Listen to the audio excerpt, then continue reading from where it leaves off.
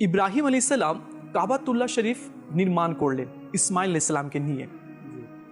তো যখন আল্লাহর ঘর নির্মাণ হয়ে গেল তখন আল্লাহর কাছ থেকে ফরিয়াদ করছেন, চাচ্ছেন কিছু, আমি তো ঘর নির্মাণ করে দিয়েছি, এখন আমাকে কিছু দাও, আমি তো তোমার ঘর নির্মাণ করলাম, আমাকে কিছু দাও। তো পারিশ্রমিকভাবে তিনি কি চাইলেন? তিনি আর কিছু চাইলেন না।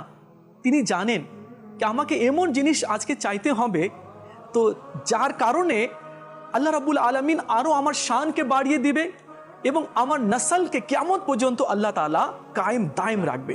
কি চাইলেন? মুস্তাফা করিম সাল্লাল্লাহু আলাইহি ওয়াসাল্লামকে চেয়ে নিলেন, এই সুযোগে চেয়ে নিলেন।